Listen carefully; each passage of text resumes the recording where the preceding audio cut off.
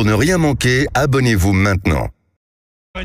Merci d'être avec nous. Bonjour à toutes et à tous. C'est un plaisir de vous retrouver le matin sur Sud Radio entre 10h30 et midi et demi dans Parlons Vrai chez Bourdin. Vous êtes de plus en plus nombreux. Je vois vos appels qui sont là. Vous êtes là, donc vous êtes là avec nous. Vous appelez 0826 300 300 avec de nouveaux auditeurs. J'en suis très très heureux et nous vous accueillons avec grand plaisir. Ce matin, en exclusivité, à partir de 12h05, exclusivité sur Sud Radio, je recevrai le sénateur Claude Raynal, président de la commission d'enquête du Sénat sur le fonds Marianne. L'argent public de ce fonds, notre argent, a-t-il été dépensé pour rien? Quel rôle a joué Marlène Schiappa dans la répartition de l'argent distribué à des associations? Comment ces associations ont-elles été choisies? Y a-t-il eu des malversations? Marlène Schiappa a été entendue hier. Nous serons avec Claude Raynal tout à l'heure. Naufrage d'un bateau de migrants au large de la Grèce, au moins 79 morts, peut-être beaucoup plus.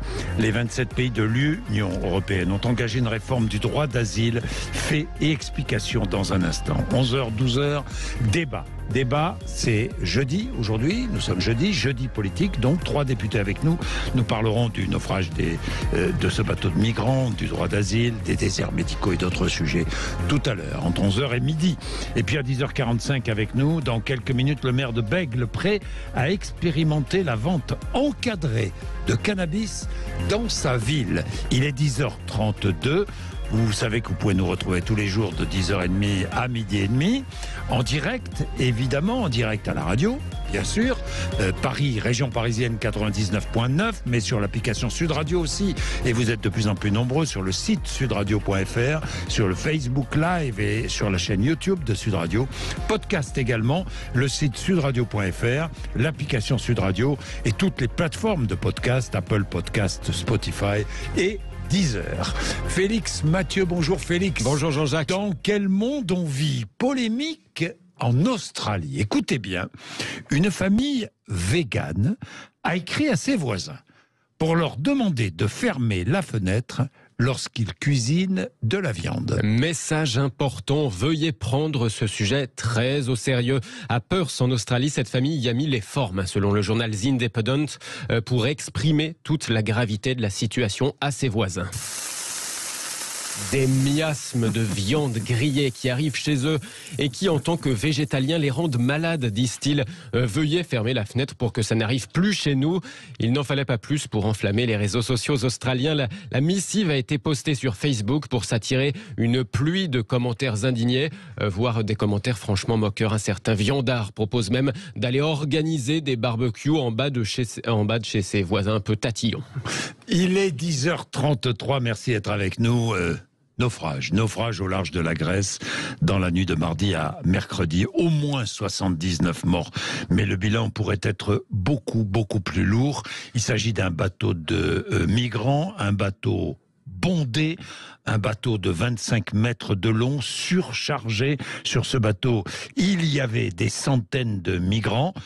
Le bateau a fait naufrage, migrants, des Pakistanais, des Libyens, des Syriens. 104 personnes ont été secourues.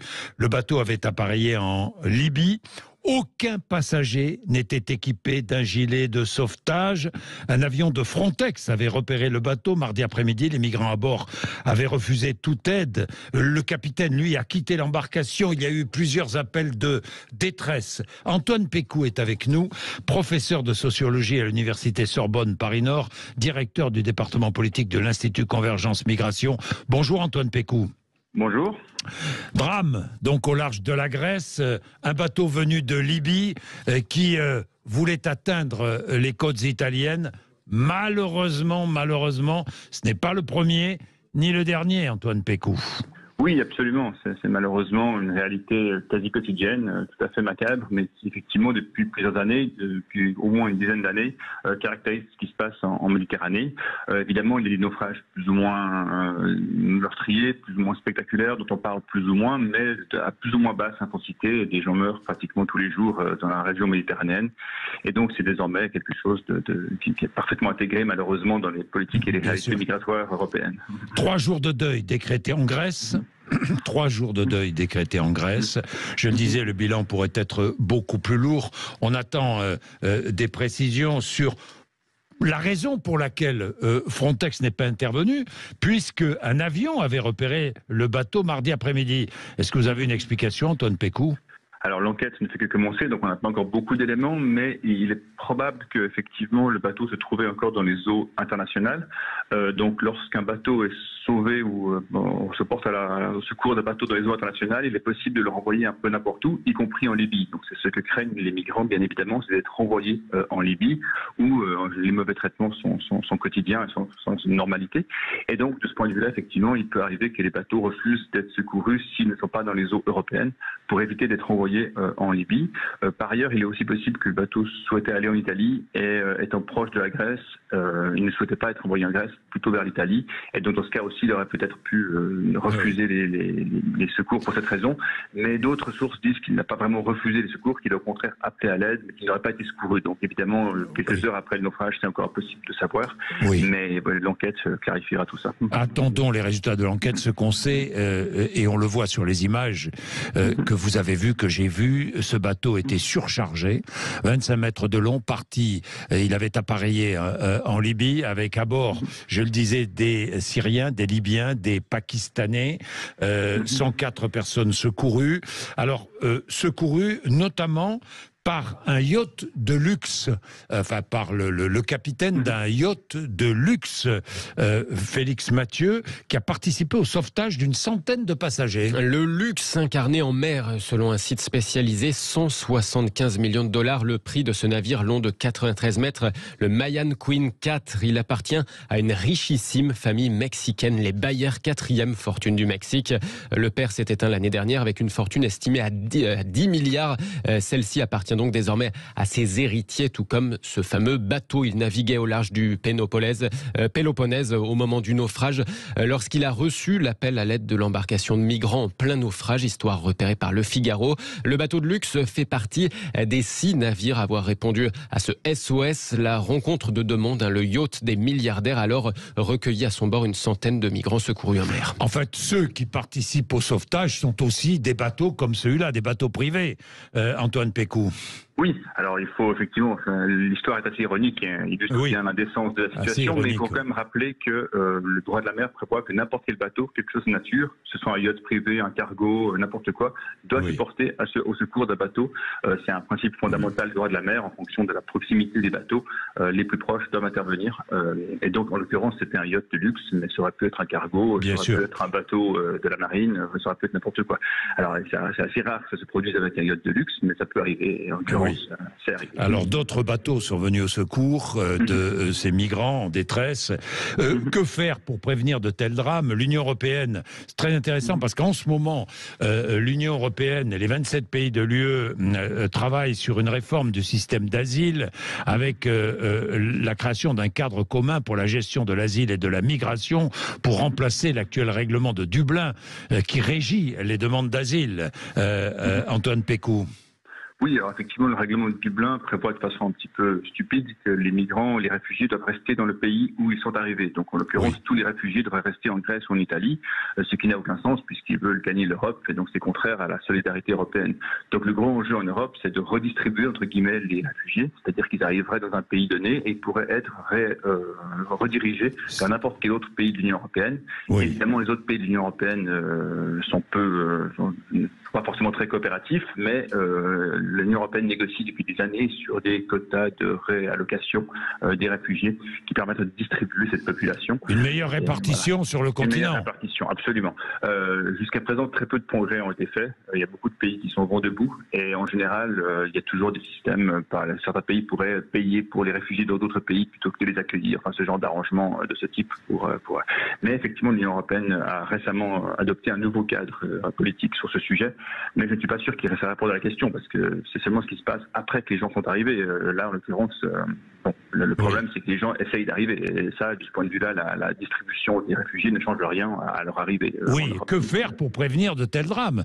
Que faire pour... Alors, il y a aussi un autre accord qui est un peu passé inaperçu entre l'Europe et la Tunisie, où l'on installerait contre de l'argent, contre des subsides versés à la Tunisie, où l'on installerait une sorte de hub en Tunisie, non? Pour accueillir des réfugiés. Tout à fait. Là aussi, c'est une stratégie assez ancienne. Déjà en 2015, l'Europe avait fait ce même type d'accord avec la Turquie pour absorber, entre guillemets, les réfugiés qui arrivaient de Syrie. Oui. Ça a été le cas avec la Tunisie, comme vous le dites, c'est le cas avec la Libye. Après, il faut quand même noter que c'est quelque chose de bien établi comme coopération et que les évolutions récentes, aussi bien en Tunisie qu'en Libye, ont rendu plus difficile cette coopération. C'est-à-dire que la Libye de Kadhafi ou la Tunisie de Ben Ali étaient des États forts avec un système répressif bien installé. C'est moins le cas aujourd'hui et donc, paradoxalement, même si dans le cas de la Tunisie, ça pourrait supposer plus de démocratie, ça rend aussi plus difficile pour l'Europe de pouvoir compter sur les forces de l'ordre tunisiennes pour empêcher les départs. Donc effectivement, de ce point de vue-là, l'Europe essaye continue de coopérer avec ces pays-là, mais il n'est pas certain qu'effectivement les évolutions en cours dans ces pays-là, notamment en Libye où il n'y a pratiquement plus d'État, où il n'y a que des groupes armés plus ou moins mafieux, c'est pas évident de coopérer avec des acteurs de ce genre, et donc évidemment le risque est que cette coopération soit plus compliquée paradoxalement qu'à l'époque où ces pays étaient verrouillés par des régimes très forts. Voilà. Oui, la question que beaucoup se pose un peu question basique, mais comment faire pour empêcher des migrants de vouloir traverser la Méditerranée? Ça paraît difficilement possible, même impossible. Impossible. C'est absolument possible, oui, je pense aussi. C'est-à-dire que je pense que dès lors que des gens sont prêts à prendre de tels risques pour venir en Europe, il est impossible de les dissuader. Donc, ils ne vont jamais renoncer d'eux-mêmes. En général, on considère que ce sont les passeurs qui sont les coupables les plus désignés, puisque ce sont des gens qui organisent le transport et on pourrait envisager de démanteler ces réseaux de passeurs.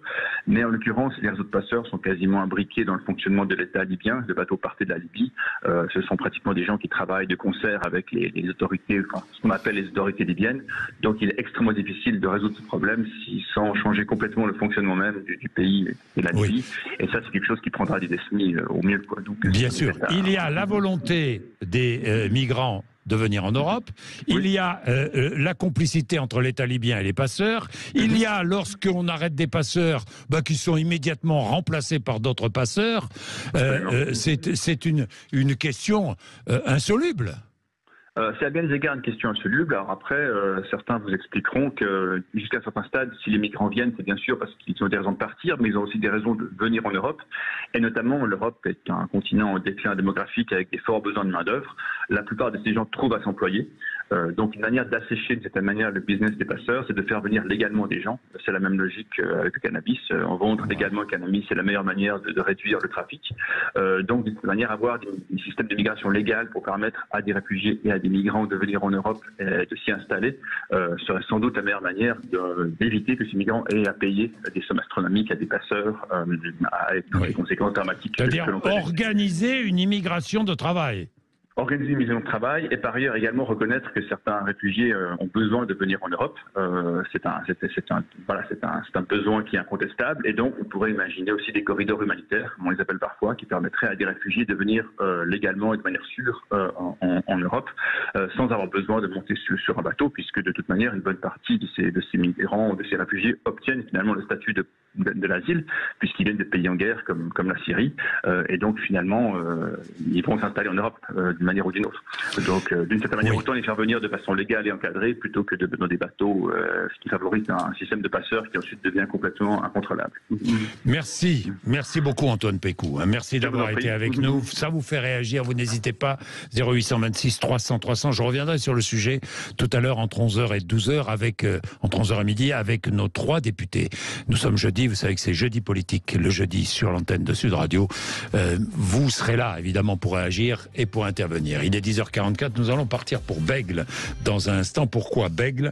Eh bien parce que cette ville de 28 000 habitants est prête à expérimenter, le maire de la ville est prêt à expérimenter la vente encadrée, je dis bien encadrée, de cannabis dans sa ville. Il est 11h moins le quart, à tout de suite. Sud Radio Parlons Vrai chez Bourdin, 10h30, 12h30, Jean-Jacques Bourdin. Il est 10h48, Bègles. 28 000 habitants, aux portes de Bordeaux, avec nous le maire de Bègles, Clément Rossignol-Puech. Bonjour. Bonjour. Merci d'être avec nous. C'était en janvier dernier. Le Conseil économique, social et environnemental s'est prononcé en janvier pour une légalisation encadrée des usages dits récréatifs du cannabis. C'est-à-dire encadrer la consommation de cannabis. Vous vous êtes dit, pourquoi ne pas expérimenter cette idée dans notre ville? C'est bien cela, Clément Rossignol-Puech. Oui, Oui, hein, c'est ça, exactement. Donc ce rapport faisait suite d'autres rapports parlementaires. Il y en a un en 2021 qui est sorti à l'initiative de parlementaires, voilà, du groupe Les Républicains, également Renaissance. Donc vous voyez, ça traverse tous les courants politiques qui concluaient à la même chose, qui ont fait la même chose. Hein. C'est légalisation encadrée. Pourquoi? Parce que la France, c'est le pays où il y a le plus grand consommateur en Europe de cannabis, 2 fois plus que dans les autres pays. Et nous avons la réglementation la plus répressive. Voilà, 80% des financements publics sont pour la répression des consommateurs et des trafics. Et malheureusement, en tant que maire, je peux vous dire, les trafics, ils sont là, ils peuvent être démantelés, ils réapparaissent quelques semaines après, à quelques centaines de mètres de là.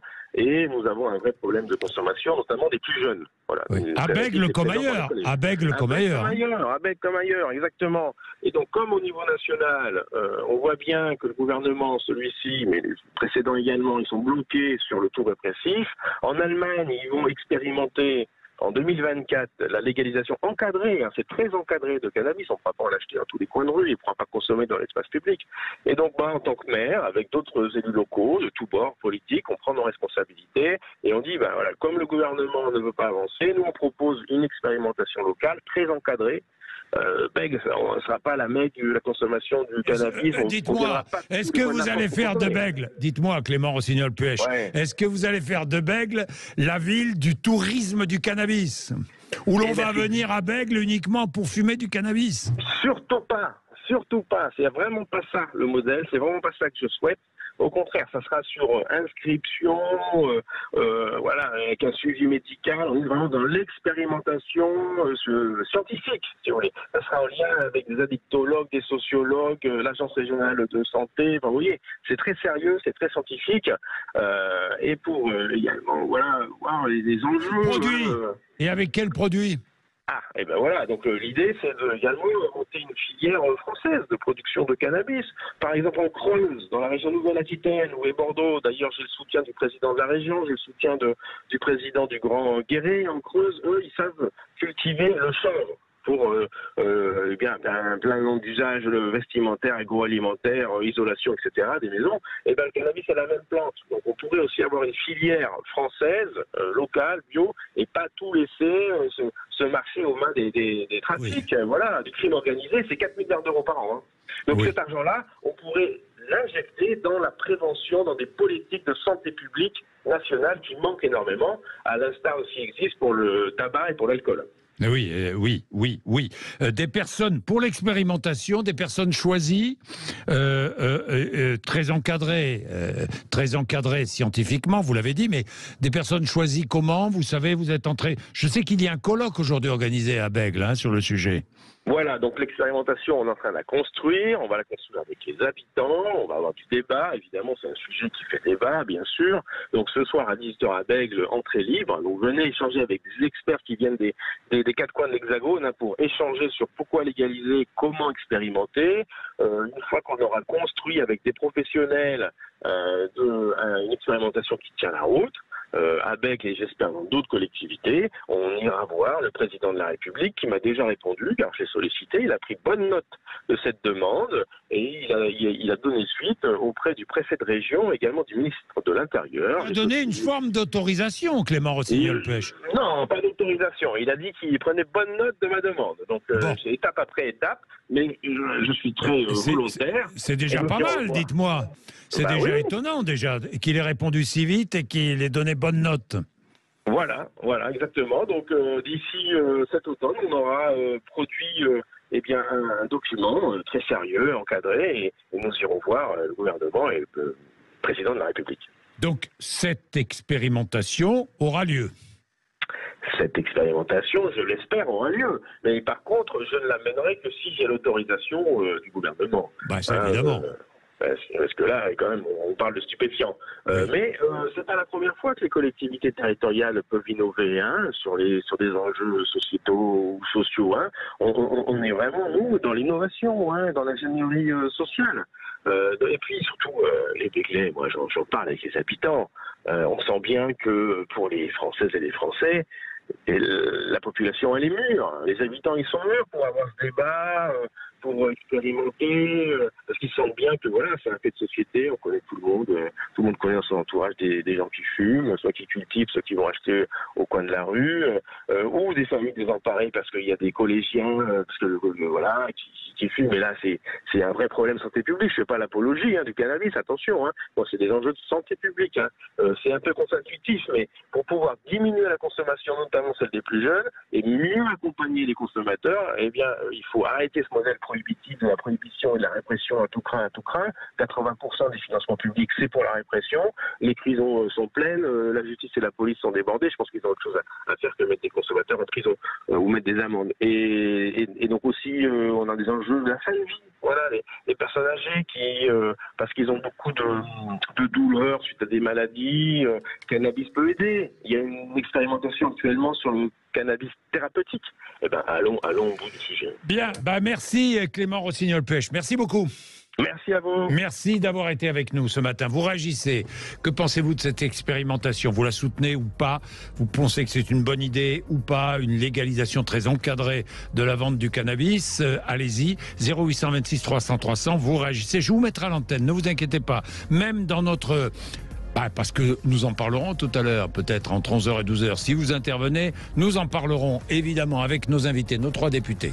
Il est 10h55. Sud Radio Parlons Vrai chez Bourdin, 10h30, 12h30, Jean-Jacques Bourdin.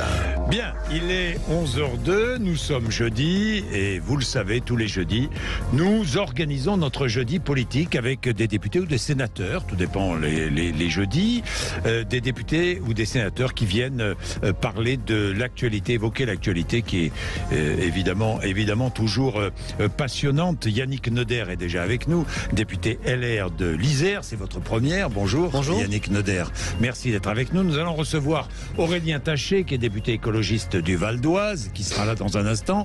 Où sont passés nos députés? Se sont perdus dans les couloirs. Kevin Mauvieux, qui est député Rassemblement National de l'Eure, qui pourtant a l'habitude, et Aurélien Taché aussi.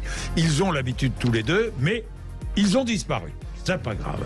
Yannick Noder, nous allons commencer avec ce qui s'est passé entre l'Afrique et l'Europe au large de la Grèce, avec le naufrage dans la nuit de mardi à mercredi d'un bateau de migrants, un bateau 25 mètres de long surchargé, des centaines de migrants sur ce bateau qui a fait naufrage, au moins 79 morts, mais il y aura sans doute beaucoup plus de victimes parce que 104 personnes seulement ont été secourues, 3 jours de deuil décrétés en Grèce, le bateau a appareillé en Libye.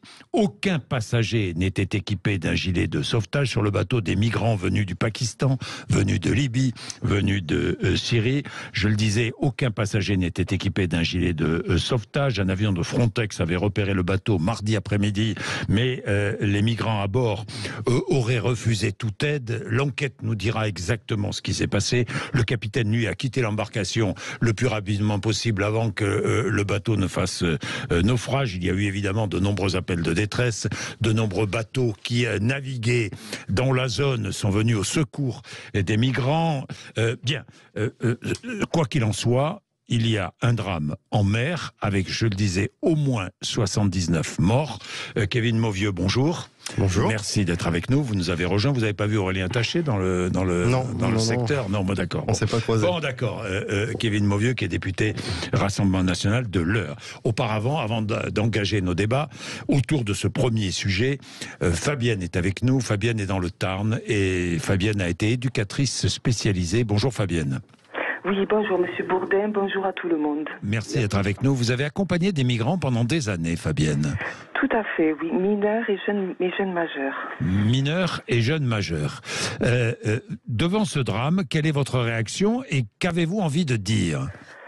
Eh bien, écoutez, une fois de plus, je suis vraiment catastrophée par l'hypocrisie que nous avons au niveau européen et français. Je dois dire que ces jeunes ont une envie d'avoir une meilleure vie. Je ne sais pas qui peut le leur reprocher.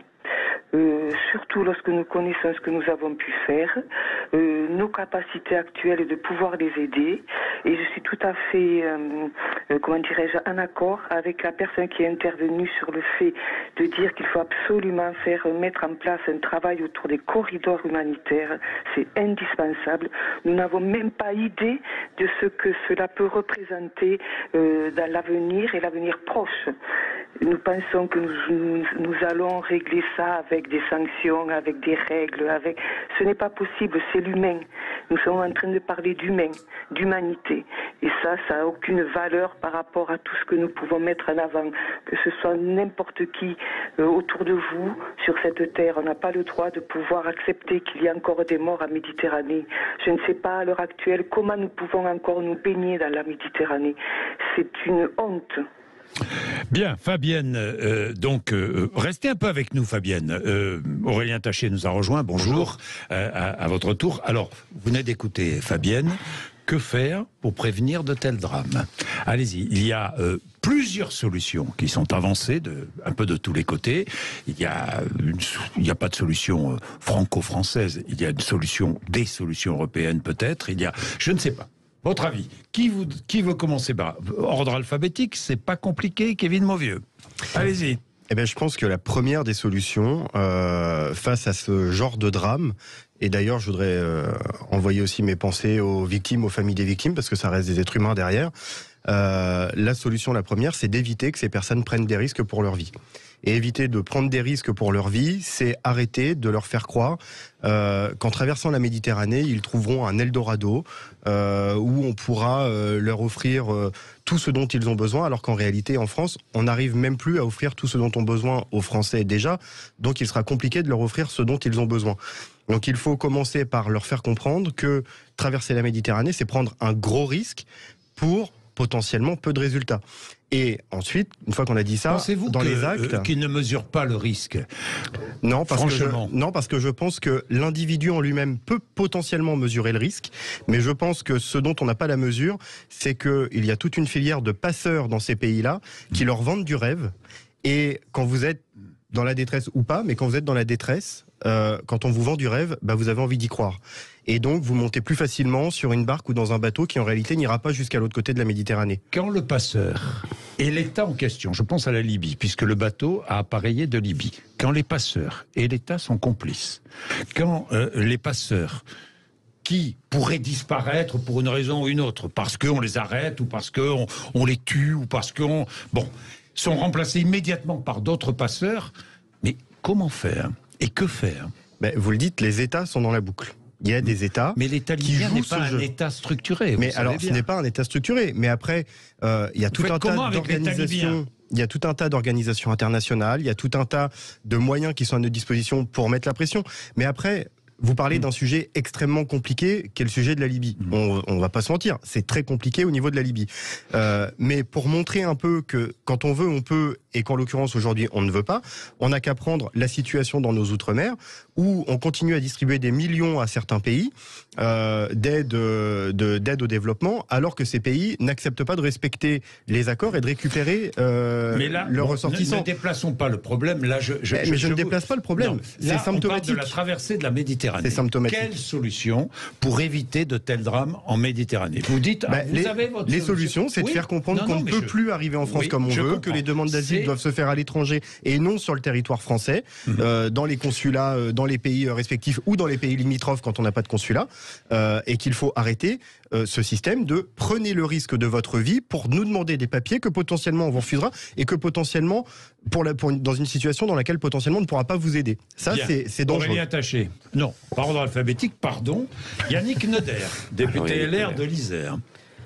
Ma réaction, si vous voulez, elle est en premier lieu humaine. Ce que dit l'auditrice est effectivement plein d'humanité. Comment on peut effectivement passer le message quand des gens sont dans des situations économiques, sociales ou politiques dangereuses pour eux ou leur famille, de ne pas tenter d'avoir une vie meilleure? C'est humain, mais ce qui est dramatique, c'est de voir que certaines personnes utilisent cette misère humaine dans des réseaux de passeurs Et on voit bien qu'il faudra une réponse. Il faut poser ce sujet. Je pense que c'est pour ça que vous le savez très bien, au niveau des Républicains, on veut poser ce sujet. Il faut surtout le dépassionner et plutôt en parler à froid, parce qu'au décours, comme un fait divers ou comme cette situation que vous nous décrivez et qui est arrivée mardi soir, il faut faire attention de ne pas surréagir à chaud, parce que les premiers temps, c'est l'humanité d'abord, c'est des vies humaines, quel que soit. Voilà. Ça, ensuite, pense que tout le monde est d'accord. Voilà, mais c'est important de le rappeler quand même. Oui. D'abord, après, je pense qu'il faut poser ce sujet, et je crois qu'il faut le poser clairement. C'est la préoccupation aussi de notre population française. 70% des Français. Quelle solution? Eh bien, les solutions, on l'a fait. Oui, mais quelle solution? La solution, on voit très bien qu'elle ne peut pas être qu'à l'échelon d'un pays. Voilà, exactement. Elle doit être européenne. Elle doit être européenne. Et là, je pense que déjà vous allez avoir un point de désaccord.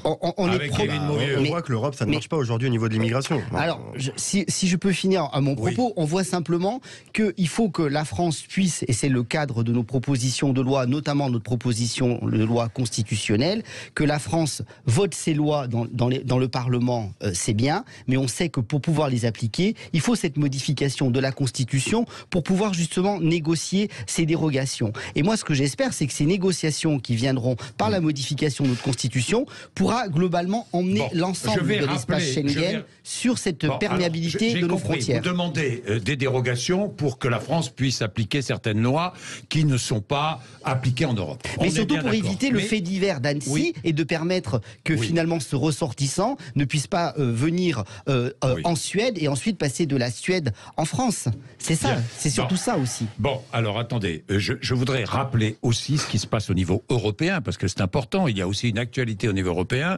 Les 27 pays de l'Union européenne se sont mis d'accord sur une réforme du système d'asile. Cadre commun pour la gestion de l'asile et de la migration pour remplacer l'actuel règlement de Dublin qui régit les demandes d'asile. De quoi s'agit-il? Il s'agit de mettre en place un mécanisme de solidarité entre tous les pays de l'Union européenne pour mieux répartir les demandes d'asile. Et ceux qui ont demandé l'asile. Par exemple, aujourd'hui, un réfugié qui arrive en Italie, il doit demander l'asile en Italie.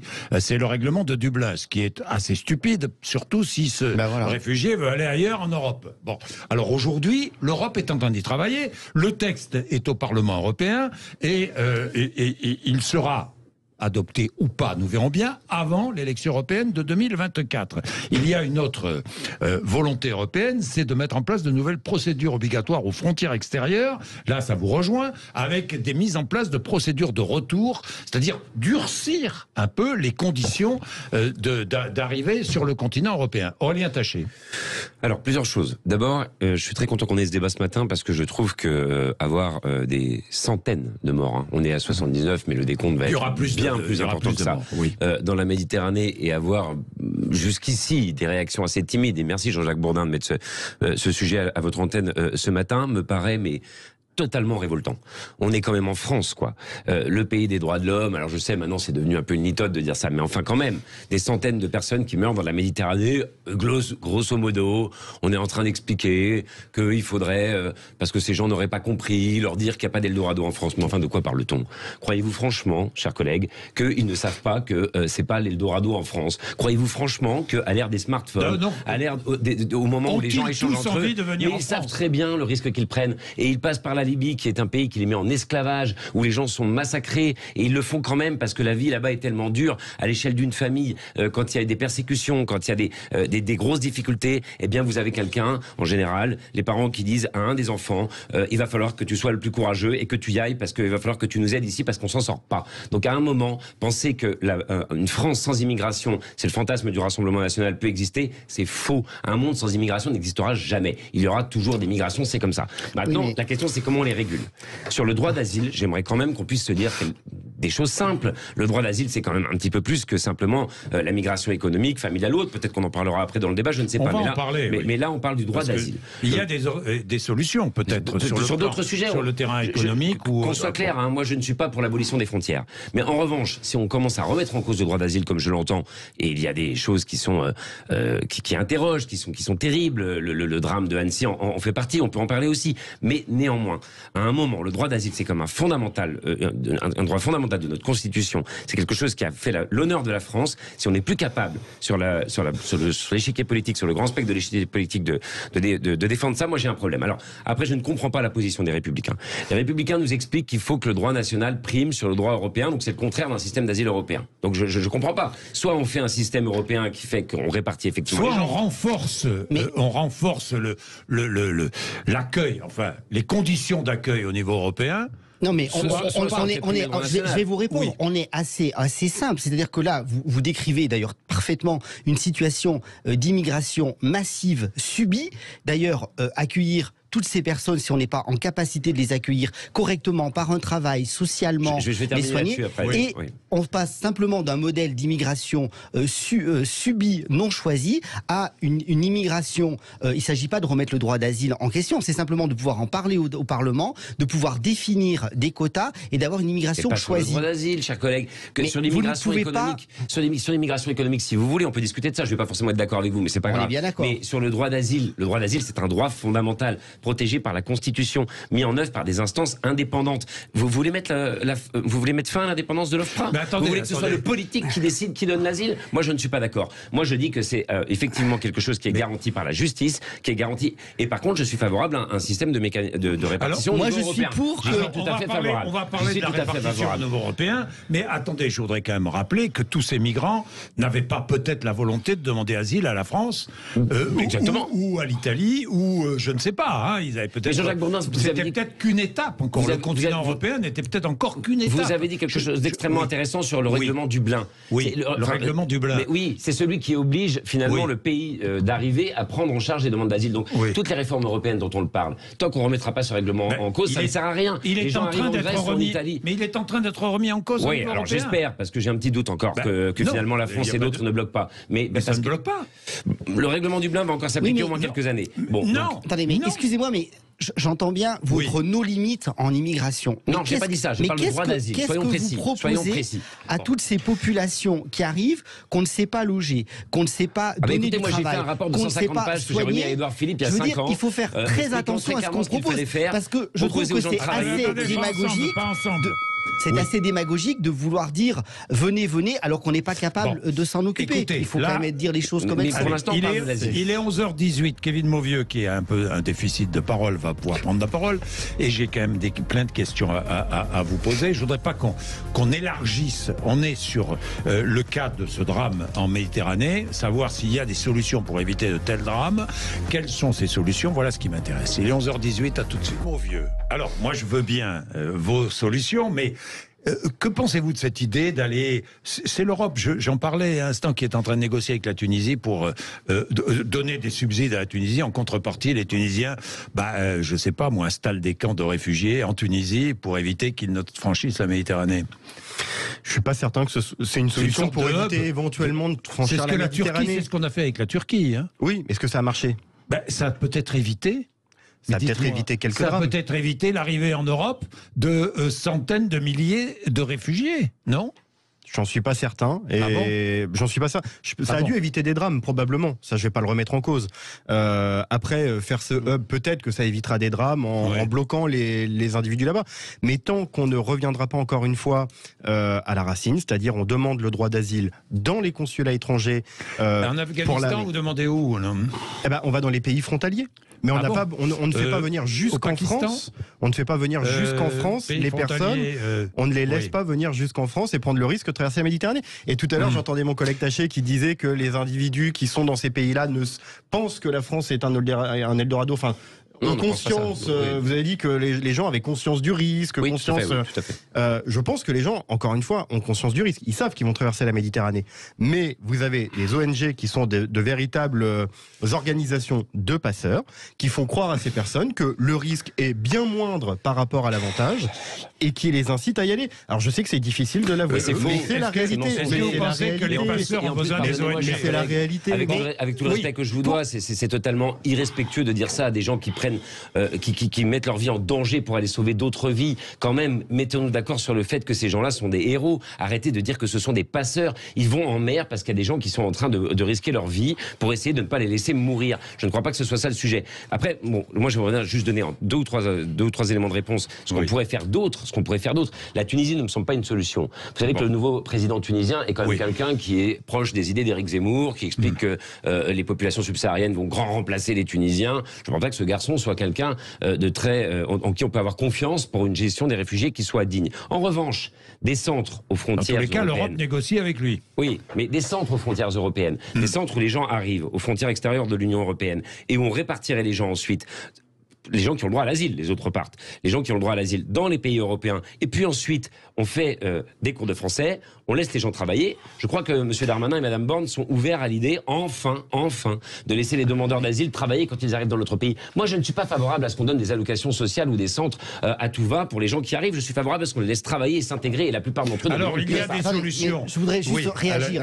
Là, j'entends deux choses. Quand on dit que Mme Borne et M. Darmanin sont favorables à y réfléchir, moi, je trouve surtout qu'il y a quand même une grande hypocrisie. C'est que les Républicains, notamment le mandat précédent, avaient proposé des solutions très concrètes de revenir sur les accords de 68. Alors, c'est pas avec la Tunisie, mais c'est avec l'Algérie. Et je trouve que c'est un peu... d'accord avec Édouard Philippe bien sûr qu'on est d'accord, mais je trouve que c'est quand même un peu étonnant qu'il a été Premier ministre, il a rien fait. Et quand notre groupe parlementaire l'a proposé, alors que c'était l'ancien maire de Lyon, Gérard Collomb, qui était ministre de l'Intérieur, ça a été refusé sur ces amendements. Donc je trouve que c'est un peu démagogique, surtout de vouloir dire que maintenant on va traiter le problème, alors que c'est des choses qui pourraient Mieux être vaut très le traiter claires. Maintenant que ne pas le traiter. Oui, non, mais il faut aussi savoir être un peu honnête et poser les choses. Donc posons le sujet des accords de 68 avec l'Algérie, et je pense que ça donnera lieu à des discussions dans les parlements sur nos propositions de loi sur l'immigration. Une dernière chose juste là-dessus, effectivement, il faut revenir sur ces accords, il faut tout remettre à plat. Mais c'est quand même assez drôle de voir un LR reprocher à un ancien LR de ne pas avoir accepté une proposition de loi LR dans un précédent mandat, alors que les LR ont été au pouvoir pendant des années. C'est pour ça aujourd'hui que je suis RN, j'ai été UMP et LR, je suis parti toujours parce cette que, même chose. mais parce que c'est la vérité. Vous avez été pendant des dizaines d'années au pouvoir, et à l'époque, j'étais chez LR et j'étais à l'UMP, et j'ai quitté le parti Les Républicains justement pour ça, parce qu'on a énormément parlé et on n'a jamais rien fait. Donc aujourd'hui, reprocher au gouvernement de ne pas avoir fait ce que vous avez proposé. Mais les propositions de loi, chers collègues, elles sont sur la table. Moi, j'entends ces cris là du RN qui dit on nous a pris nos propositions. Mais vos propositions, vous les avez pas déposées. Si vous les aviez déjà toutes prêtes, il fallait les déposer. Qui est-ce qui les a déposées, ces propositions sur la table de l'immigration, que ça soit au Parlement ou mais c'est nous qui les avons déposées. On est content. Vous les voterez. Le RN était maintenant complètement sur la même ligne sur l'immigration. C'est intéressant. Je vais redonner la parole à Fabienne et à Florence. Fabienne, vous voulez ajouter quelque chose? Allez-y. Bien écoutez, je vois que c'est toujours très compliqué d'aborder ces sujets. Je vois que chacun tire sa couverture avec ses idées. Ce que je tiens à dire, c'est que ces personnes qui viennent en France ou en Europe, c'est vraiment pour leur survie. Que je vois que ça devient toujours que politique. Les politiciens qui font de la politique, et voilà, ils s'en sortent pas eux-mêmes. Il y a toujours les mêmes ressorts, les ONG, bien évidemment, c'est des passeurs. Ils viennent ici pour prendre le travail des Français, etc., etc. C'est vraiment lamentable, je dirais, de toujours avoir ces discussions-là qui tournent toujours autour du même sujet, c'est-à-dire leur propre comment dirais-je. Voilà. Après, je suis d'accord sur l'histoire de Dublin, c'est une cata. Je crois aussi que l'accord avec la Tunisie, c'est pas le mieux que nous ayons à faire. Enfin, il y a plein de choses, vous voyez, qu'il faudrait aborder plus simplement. Voilà. On va en parler. Merci d'avoir accepté mon appel. Je vous en prie, Fabienne. Tout le monde peut s'exprimer, comme Florence d'ailleurs, qui appelle de Toulouse. Bonjour Florence. Oui, bonjour. Bonjour. Bonjour à tout le monde. Qu'est-ce que vous vouliez dire alors? Je voulais dire que, parole, mais on va expliquer ça aux mamans qui sont à l'hôpital avec un petit de 9 mois qui a failli mourir. On va appeler à tous ces gens qui, quand même, des morts, il y en a de façon collatérale. Ces gens qui sont morts là dans ce bateau, mais c'était l'horreur. C'est l'horreur totale. Mais nos jeunes qui sont poignardés dans la rue tous les jours, vous avez vu les attaques au poignard que nous avons, oui. Ce sont aussi nos jeunes qui meurent. Ça fait combien de bateaux, ça, nos jeunes qui meurent dans les rues? Oui, ils ne meurent pas, Florence, ils ne meurent pas toujours, sous les coups d'un migrant. Hein. Oui, alors ils meurent aussi sous les coups d'un voisin parfois. On va mettre des subtilités, bien sûr, monsieur. C'est pas une subtilité, Florence, c'est une réalité. Écoutez, la réalité, quand même, quand on la vit vraiment, c'est différent. Quand nos filles sont obligées de se mettre une chemise blanche pour prendre le métro, ils changent de vie. Quand je prends des exemples comme ça, oui. Ce couple de 70 ans qui vit dans sa voiture dans l'Hérault, je sais pas où, dans l'Aude, parce qu'on ne les reloge pas, qui ont travaillé toute leur vie dans ce pays, vous comprenez qu'obligatoirement ça fait monter des colères terribles. Mais on se bat entre nous là. Mais nous ne sommes pas décideurs. L'Europe, qu'est-ce qu'elle fait, l'Europe? Je ne sais pas ce qu'elle fait, puisqu'elle se protège elle-même déjà. Est-ce que vous vous êtes posé la question, Florence, que ferait-on sans l'Europe?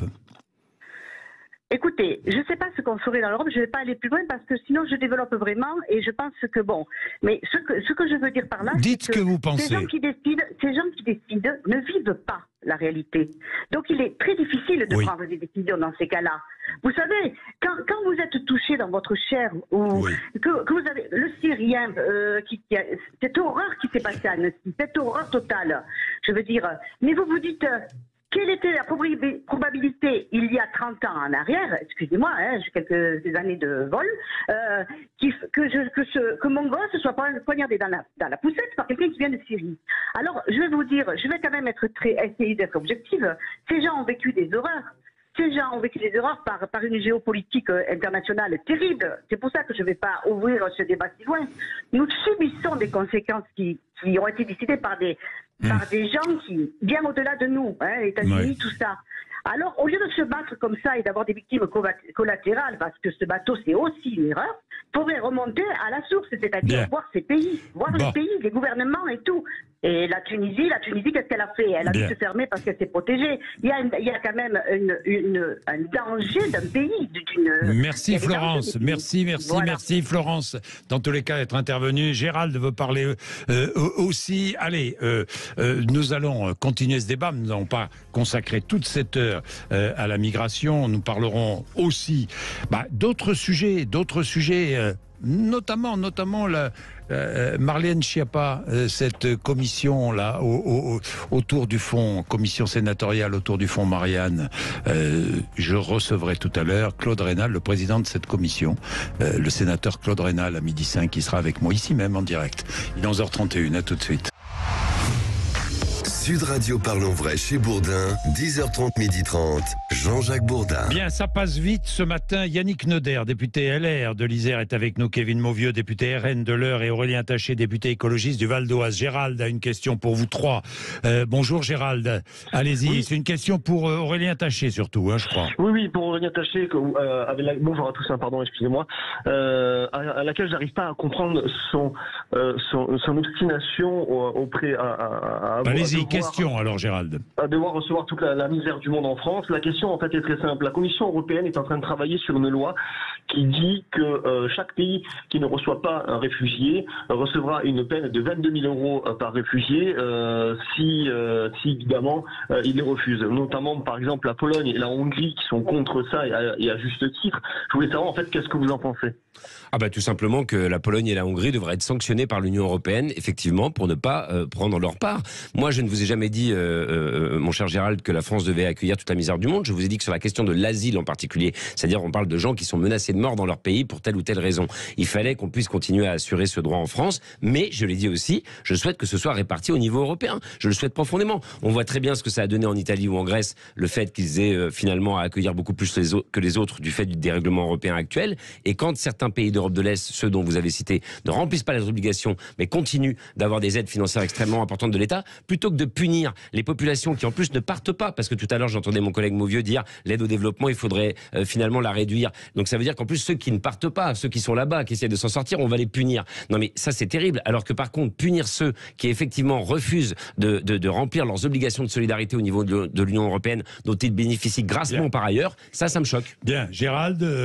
Non, moi, alors je voulais savoir en fait s'ils pensent que tous les réfugiés du Sud-Africain qui viennent en fait sur notre territoire français sont là en fait parce qu'ils sont martyrisés dans leur pays. Selon vous, je ne crois pas. Non mais bon, Gérald, là nous parlons de ceux qui viennent de pays où il est bien difficile de vivre et des pays qui sont en guerre, ou des pays. Hein, je ne parle. Attendez. Bien sûr, mais comment vous pouvez arriver à justifier en fait une personne qui doit être secourue en fait de ce pays-là? Quant à la solidarité européenne, il me semble qu'elle doit s'appliquer. Me semble-t-il. Ou alors on n'est pas dans l'Europe, hein. Ou alors on quitte l'Europe. Hein. Il n'y a pas 36 solutions. Oui, c'est ce qu'il doit faire. Eh ben oui, c'est toute la question. Bien, on va pas revenir là-dessus. Moi, j'ai une dernière chose. Est-ce que pour les réfugiés, je parle pour les réfugiés, est-ce qu'on ne pourrait pas mettre en place des corridors humanitaires? Ça éviterait des drames. Finalement, on les prendrait en charge et on organiserait une forme d'immigration légale, migration de travail. Vous parliez de quotas. Par exemple, je ne sais pas moi, l'Europe pourrait organiser une forme d'immigration de travail, migration légale, avec des personnes prêtes à travailler, évidemment, en Europe. Je crois qu'il faut être prudent dans ces propositions parce qu'il y a une question de souveraineté de chacun des pays. Et je crois que pour l'instant, on a quand même un problème. Comment demander à l'Europe de régler ce que vous êtes en train de proposer quand au sein de notre pays, la France, on n'est même pas en capacité de faire un référendum pour recueillir l'avis des Français sur ce sujet. Donc votre proposition, je l'entends, mais le problème, il est d'abord en France. Modifions déjà notre constitution pour intégrer certaines données qui n'existaient pas à l'époque de l'écriture de la Constitution et faisons ce référendum pour prendre le pouls de nos Français. Mais arrêtons de poser les sujets au niveau de l'Europe parce qu'après on subit ces règles et on voit bien que dans les différentes prises de parole de vos auditeurs de ce matin, les Français ont un ras-le-bol de ces sujets-là. Il faut en parler. Donc il faut qu'on fasse le référendum et qu'on modifie. Il faut en parler. Mais alors quelle question vous poseriez référendum? Parce que les référendums, tout le monde demande un référendum, mais quelle question? La question précise, je ne vais pas vous la donner ce matin. Parce que vous ne la connaissez pas. Parce que je ne vois pas quelle question on peut poser sur l'immigration.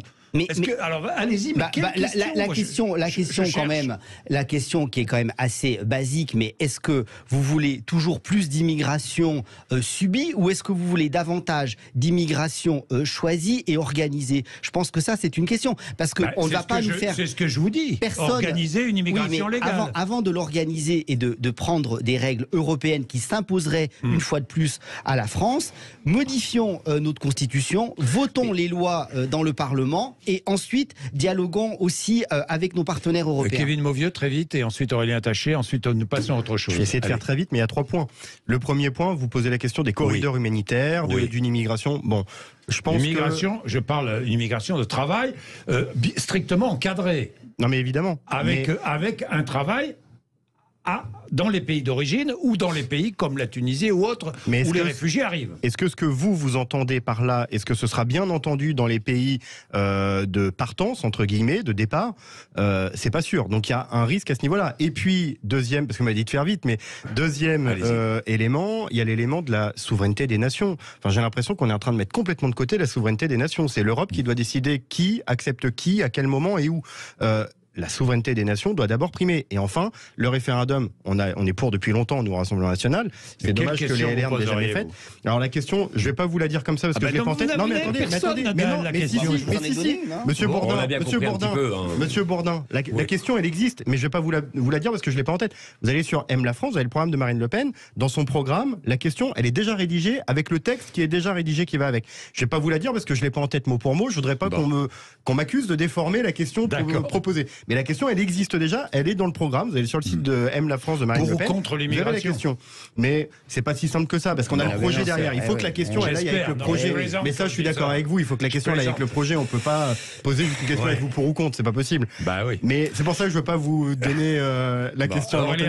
Moi, je suis très favorable à votre proposition. Je trouve que c'est une excellente idée. À partir du moment où on laisse pas ça à la main. Enfin, en tout cas, c'est une proposition qui est en réflexion au niveau européen. À ce que vous évoquez. Et que ce soit Moi, je pense qu'il faut contrôler l'immigration. Non, moi aussi. Mais on parlait bien, vous l'avez dit. Mais vous l'avez dit dans un cadre. Donc on est tous d'accord, vous allez tous voter notre proposition de loi alors. Écoutez, c'est un scoop de l'extrême gauche à l'extrême droite, donc si on ne confond pas tout, si on parle de l'asile, des réfugiés et d'une intégration par le travail avec des corridors humanitaires qui peuvent d'ailleurs être mis en place par la France, on n'a pas forcément besoin d'attendre l'Europe pour ça. Moi, je suis totalement favorable à ça et j'espère que dans le texte de loi qui sera proposé par le gouvernement, parce que jusqu'à preuve du contraire, vous n'êtes pas encore avec le gouvernement, ça viendra certainement dans les prochains mois, mais pour l'instant, ça n'est pas encore fait. Donc, ne prenez pas vos désirs pour des réalités. Au mot de mes désirs, moi, vous savez, j'en fiche un petit peu.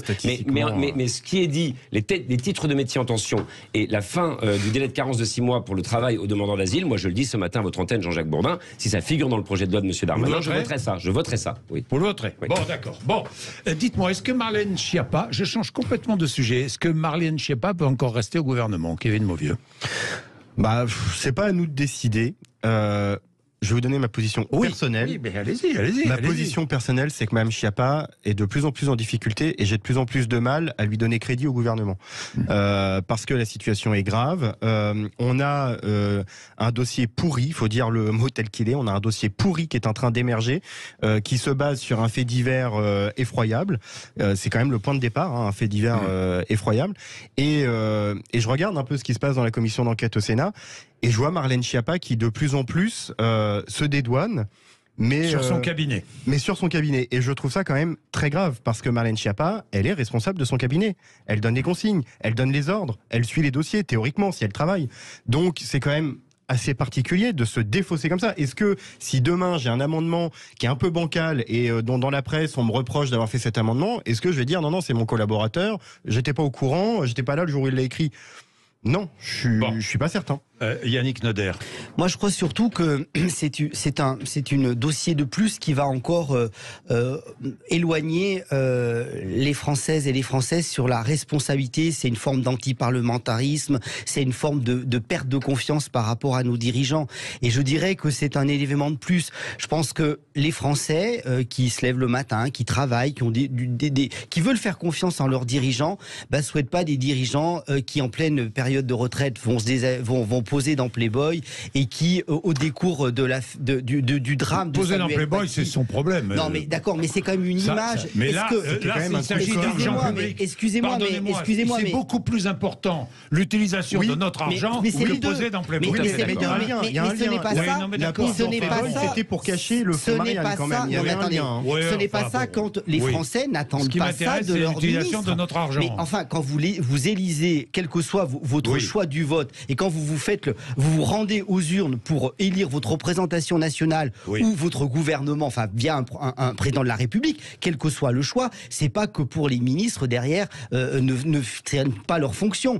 Enfin, on ne peut pas tolérer en 2023 que des ministres ne soient pas exemplaires dans leur comportement et que sur cela il n'y ait pas la grande transparence. Donc il y a une commission d'enquête. Je crois que l'audition a eu lieu ce matin. J'en ai pas eu écho. Laissons le Sénat en train de faire sa commission d'enquête. Vous allez avoir écho, puisque le président de cette commission est avec nous dans quelques minutes. C'est une exclusivité Sud Radio. D'1 million d'euros et 2 millions d'euros, ce qui est insoutenable par rapport... 2,5 millions d'euros. 2,5 millions d'euros, c'est insoutenable par rapport aux Français. Je vous dis ça parce que c'était devant moi sur BFM TV qu'elle annonçait la création de ce fonds. C'est insoutenable de gaspiller de l'argent public des Français quand on parle du problème du pouvoir d'achat. Et c'est même bien pire que ça, puisque repartons du point de départ de cette histoire.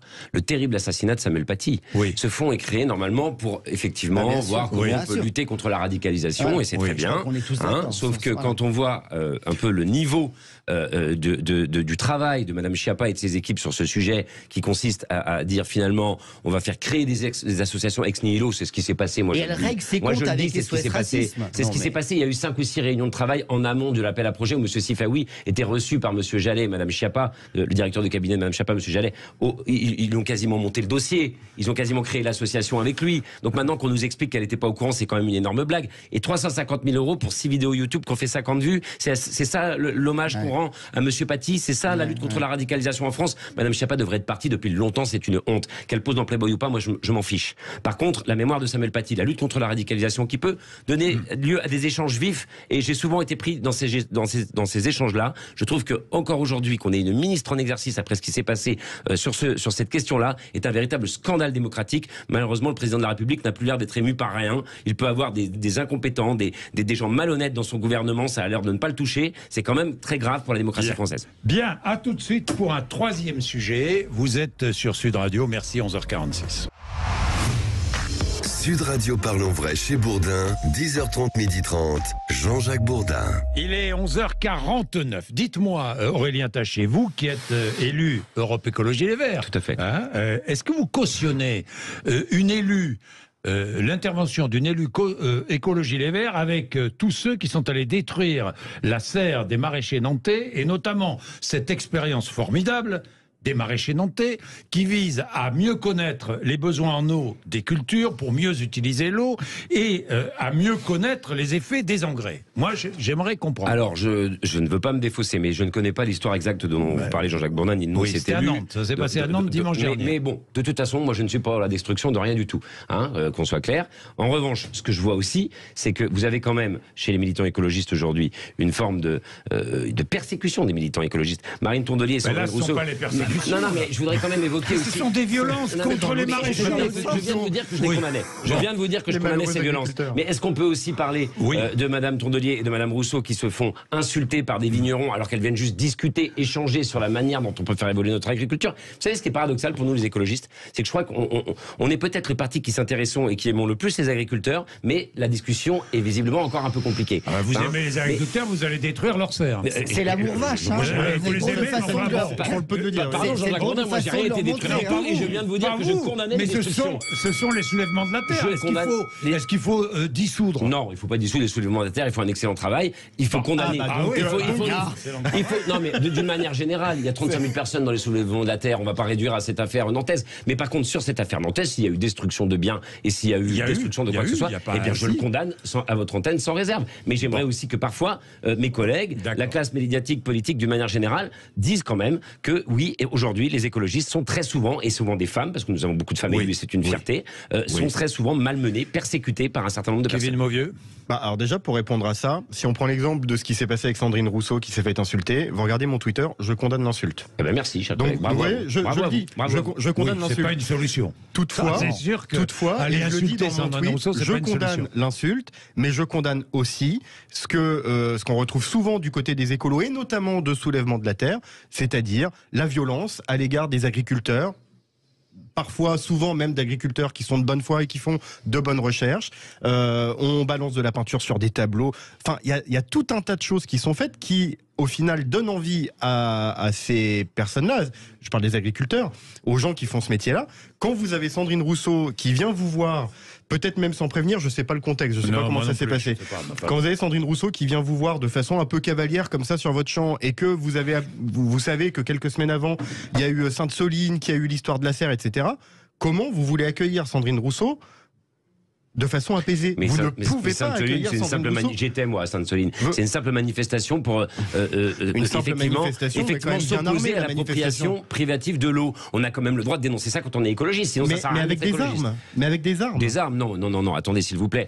Qu'il y ait quelques éléments radicaux qui aient des armes, c'est une chose. Il y avait des milliers de personnes pacifistes. Moi, j'y suis né dans les Deux-Sèvres. Je peux vous dire que les gens qui étaient là, c'est pas des gens méchants. C'est des gens qui sont vraiment pacifistes. Quand vous êtes agriculteur et que vous voyez un écolo ou Sandrine Rousseau qui a des fois des mots quand même assez compliqués envers les agriculteurs qui débarquent comme ça dans votre champ.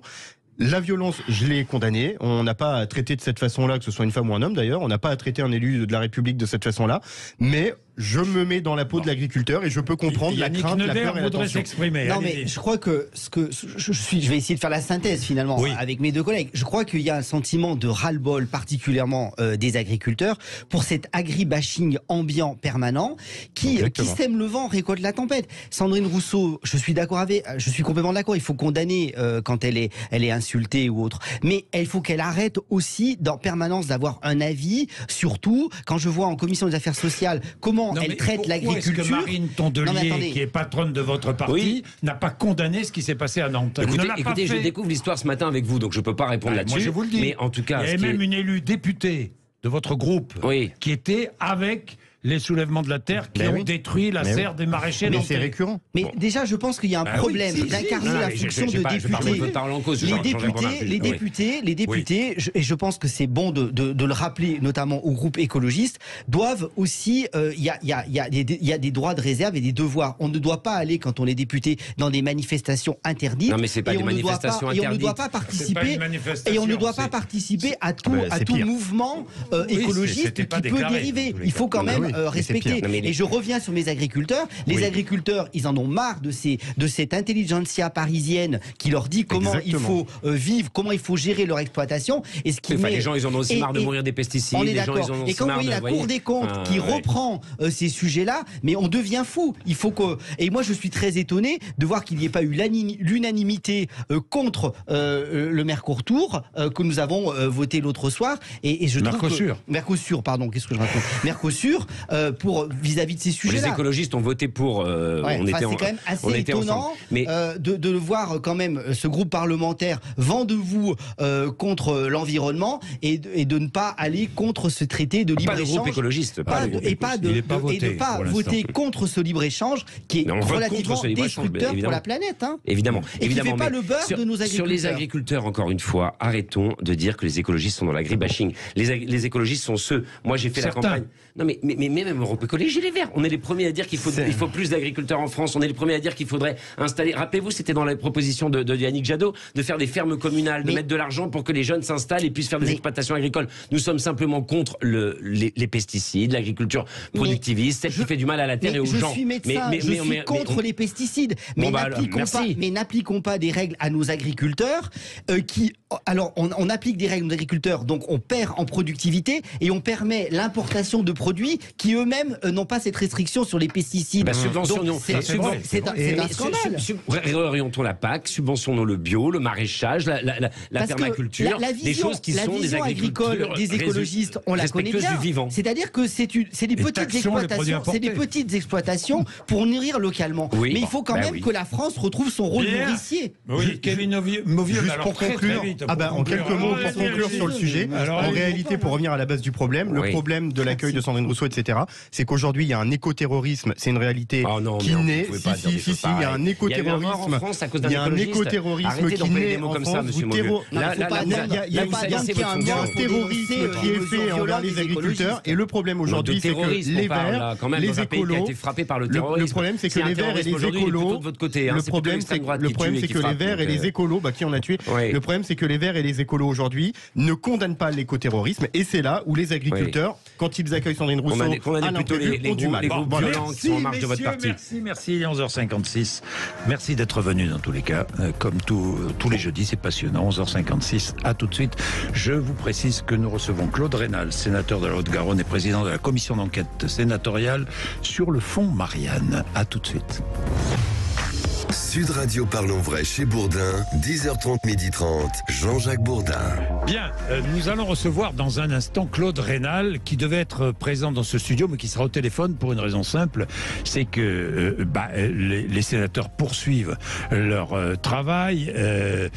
Ce matin, la commission sénatoriale sur le fonds Marianne a reçu Mohamed Sifaoui, ancien journaliste, qui a créé une association, l'Union des sociétés d'éducation physique et de préparation militaire, qui a touché 350 000 € de ce fonds Marianne. Comment l'argent de ce fonds a été utilisé? Est-ce que c'est notre argent, Est-ce que l'argent a été bien utilisé? Où est allé l'argent? Est-ce qu'il n'y a pas eu favoritisme à l'égard de Mohamed Sifaoui, de son association, mais aussi d'autres associations? Est-ce que des règles de concurrence déloyale ont été imposées? Est-ce que la concurrence loyale a été respectée ou pas? Marlène Schiappa peut-elle aujourd'hui, compte tenu de tous les doutes de son audition d'hier, peut-elle rester au gouvernement? Bien. Claude Raynal est avec nous dans un instant. Ce que je voudrais vous faire entendre, c'est un petit extrait qui date du 20 avril 2021. J'étais sur BFM TV, l'interview politique, et ce jour-là, je recevais Marlène Schiappa et elle avait annoncé en direct la création de ce fonds. Écoutez. Je lance un fonds qui s'appellera le fonds Marianne pour la République et qui est un fonds qui vise à financer des personnes et des associations qui vont porter des discours pour promouvoir les valeurs de la République et pour lutter contre les discours séparatistes, notamment sur les réseaux sociaux et sur les plateformes en ligne. J'étais hier avec Cédric O, mon collègue chargé du numérique. Nous avons réuni les représentants de Twitter, Facebook, Google, Quant, TikTok, les grandes plateformes et les grands réseaux sociaux et les directions du ministère de l'Intérieur pour mieux lutter contre ces contenus terroristes et qui font l'apologie du terrorisme. Mais ça n'est pas suffisant de les supprimer. Il faut aussi leur apporter la contradiction, démentir les fausses nouvelles, les fake news, comme on dit, qui circulent trop souvent sur les réseaux sociaux et qui font le lit de l'islamisme radical. Donc ce fonds, il sera doté de 2,5 millions d'euros. Je veux dire qu'avec 2,5 millions d'euros, on peut faire beaucoup de choses pour défendre les valeurs de la République. Voilà, avec 2,5 millions d'euros, on peut faire beaucoup de choses pour défendre les valeurs de la République. Le problème, c'est que rien n'a été fait ou pas grand-chose. C'est tout le problème. Où est passé cet argent ? 2,5 millions d'euros, c'est pas rien. C'est l'argent de nos impôts, c'est notre argent. Alors nous nous posons des questions, et je suis pas le seul à me poser des questions, puisque les sénateurs s'en posent, et posent des questions à tous les intervenants, à tous leurs interlocuteurs. Hier, c'était Marlène Schiappa, aujourd'hui Mohamed Sifaoui, et tout le monde y passe. Tout le monde y passe. Cette commission d'enquête sénatoriale est dirigée par un homme qui est avec nous dans 2 minutes. Il s'agit de Claude Raynal, qui est sénateur de Haute-Garonne et qui sera là en direct dans un instant. Sud Radio. Sud Radio.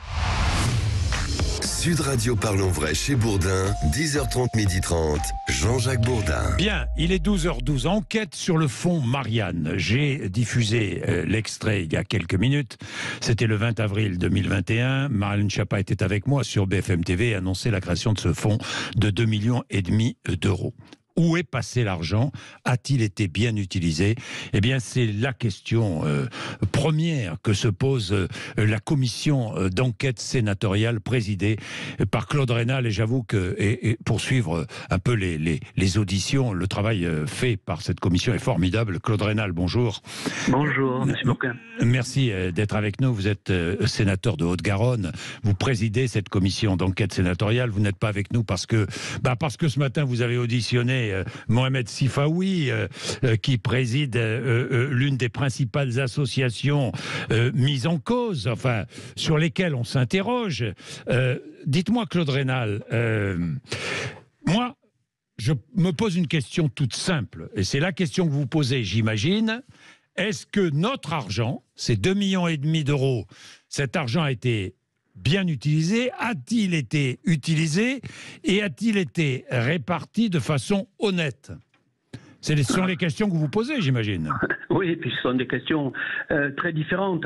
17 associations ont bénéficié de ce fonds et si vous voulez, notre enquête porte essentiellement sur 2 d'entre elles, suite d'ailleurs à des révélations au départ de la presse.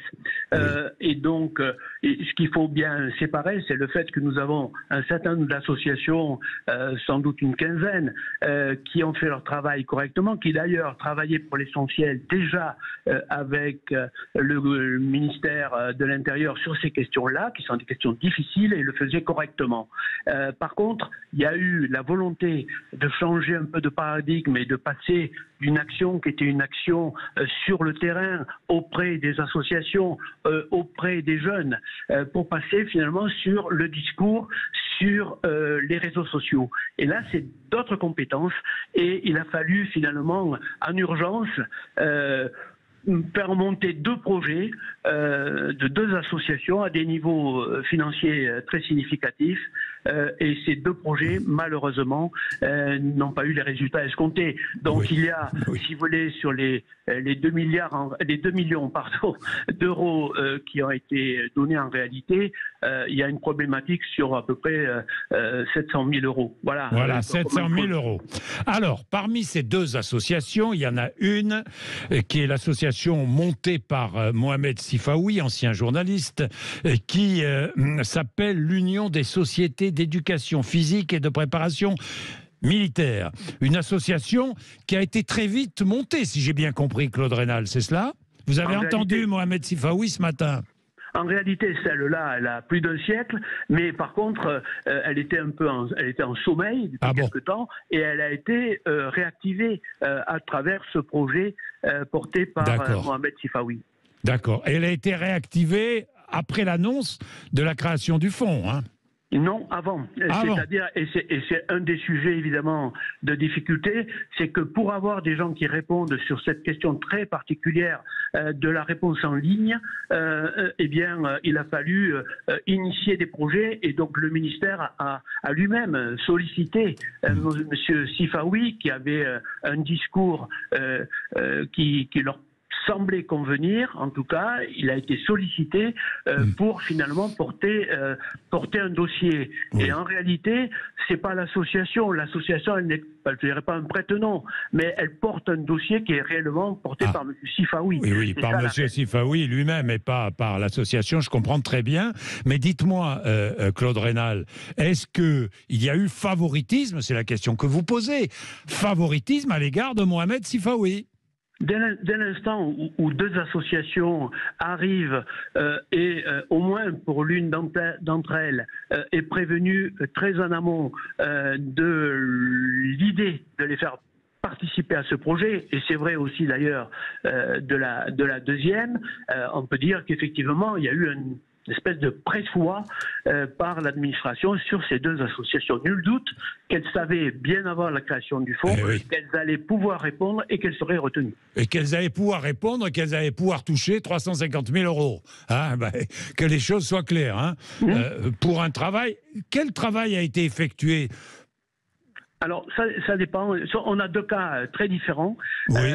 L'association Reconstruire le commun a réellement produit, elle a réellement fait des vidéos. Alors on peut toujours discuter de savoir si c'était le bon format, si ça correspondait bien à des jeunes qu'on voulait atteindre, mais en tout cas l'intention y était, le travail y a été, et par contre il n'y a pas eu de suivi, et donc cette association s'est égarée sur des thèmes dans lesquels elle n'aurait jamais dû aller, surtout en période préélectorale. Je rappelle qu'on est juste avant les élections présidentielles et législatives. Évidemment, donc, vous cherchez... Là, c'est un problème, si vous voulez, de suivi sur l'association que vous avez citée, dans laquelle M. Sifawi était directeur d'opération, d'une certaine façon. Là, les choses sont différentes. Le temps que le projet se monte, on démarre en septembre, et dès le mois d'octobre, M. Sifawi nous a dit en audition qu'il pensait que le projet était borné. Malgré tout, les salaires ont été versés et très peu de choses ont été produites. Oui, d'accord. Oui, j'ai bien compris. Ça a été versé, mais très peu de choses produites. Bon, d'accord.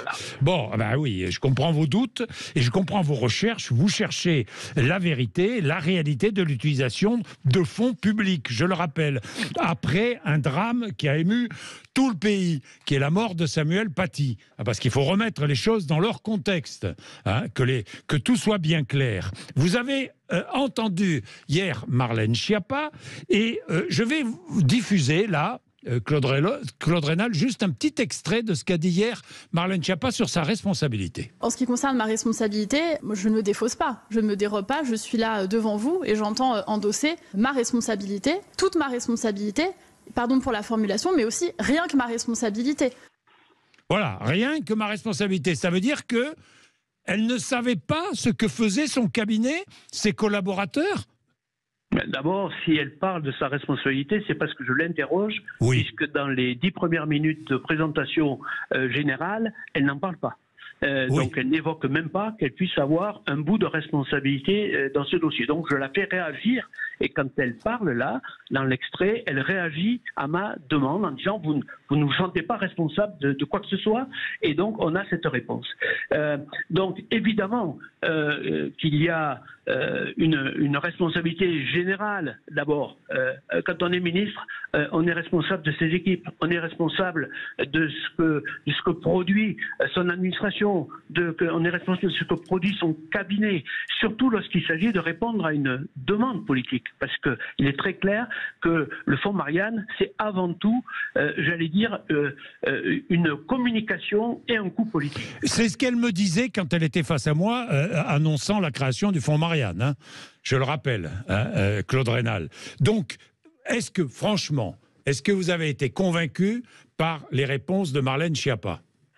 Écoutez, pour des raisons que j'ignore, qui sont peut-être en lien avec l'enquête parallèle du parquet national financier, Marlène Schiappa, malheureusement, durant cette audition, s'est en permanence défaussée et n'a pas répondu aux questions qu'on lui posait de manière claire, intelligible, et même lorsqu'elle a été placée devant des contradictions, elle a plutôt voté en touche, pour dire les choses simplement. Alors, c'est peut-être lié à l'enquête du PNF et à la crainte éventuellement d'une intervention du PNF. Je ne sais pas, mais en tout cas, c'était très décevant. Et là, la chose la plus importante, vous l'avez dit d'ailleurs, Monsieur Bourquin, c'est qu'on est sur un événement qui a marqué la France. Qui a marqué les enseignants, qui a marqué les familles. On répond rapidement à cette problématique. Le gouvernement essaie, et la ministre essaie d'impulser une action visible. Et puis finalement, on se rend compte dans toutes ces auditions que quelques mois après, tout ça n'est plus regardé, tout ça n'est plus surveillé, tout ça n'est plus encadré. Et ça se finit malheureusement par finalement 2 associations que l'on a un peu suscitées et en même temps derrière, article 40 chez le procureur de la République et demande de remboursement pour l'autre association. C'est ce qu'on appelle en bon français un vrai fiasco. Voilà, c'est un vrai fiasco. C'est ce que vous employez comme mot. Cette affaire est un vrai fiasco. Alors Claude Raynal, j'ai une autre question puisque on pense que nous verrons vos conclusions. Mais Claude Raynal, moi je me pose une question. Soit Marlène Schiappa a menti, soit Marlène Schiappa ne savait pas et s'est pas préoccupée de la manière dont l'argent était utilisé. C'est bien cela. On peut le dire comme ça. Oui, on peut le dire comme ça, c'est pour ça que je le dis. Et puis j'ai une autre question quand même à vous poser concernant Mohamed Sifaoui. Est-ce que vous avez été convaincu par le fait que, parce que Mohamed Sifaoui, si j'ai bien compris, et Marlène Schiappa nous disent qu'ils ne se connaissaient pas ou qu'ils ne se rencontraient pas ou qu'ils ne se voyaient pas. C'est bien cela, Claude Raynal? Oui. Est-ce que vous avez été convaincu? Non. Écoutez, je ne pense pas que c'est, ils aient fait beaucoup de choses ensemble, mais ils se sont croisés, ils se connaissaient bien sûr sur les thématiques de la laïcité, ils se sont rencontrés à plusieurs reprises. De là à dire et en tirer qu'il y aurait eu de la part de la ministre un favoritisme lié à la personne, très sincèrement, on verra notre rapport. Mais j'ai un peu de doute par rapport à ça. Mais par contre, qu'il y ait eu évidemment la volonté de considérer que M. Sifaoui était un expert sur les questions concernées et avoir été le chercher pour répondre à l'appel à projet, là, il n'y a pas de doute. Là, il n'y a pas de doute. Donc, Claude Raynal, vous rendrez vos conclusions quand ? Avant le 10 ou 12 juillet. Avant le 10 ou 12 juillet, évidemment, vous êtes invité ici quand vous le souhaitez. Vous le savez bien, parce qu'encore une fois, j'aimerais beaucoup d'ailleurs que sur de nombreux sujets, des commissions d'enquête comme cela soient conduites à l'Assemblée ou au Sénat. Il y en a, peut-être pas suffisamment, parce que ça permet de faire la clarté et ça permet de dire les choses, Claude Raynal. C'est pour ça que c'est indispensable. La démocratie ne doit fonctionner que comme ça. Je pense que vous allez être d'accord avec moi. Je partage évidemment votre opinion et c'est très important dans une période où les corps intermédiaires sont un peu négligés. Bien sûr, bien sûr. Merci beaucoup, Claude Raynal. Merci d'avoir été avec nous ce matin. Merci sur Sud Radio. Donc, c'est une déclaration exclusive du président de la commission d'enquête sénatoriale sur le fonds Marianne. Je pense que ça apporte un éclairage. Maintenant, la grande question, c'est que Marlène Schiappa peut-elle rester au gouvernement? C'est la grande question que tout le monde pose, que tout le monde se pose et qui est posée, j'en suis absolument certain, et chez Elisabeth Borne et chez Emmanuel Macron. Il est 12h25. Vous nous avez accompagnés ce matin comme tous les jours. C'était un plaisir de vous savoir là. Merci d'être avec nous tous les jours. C'est l'heure d'André Bercoeur.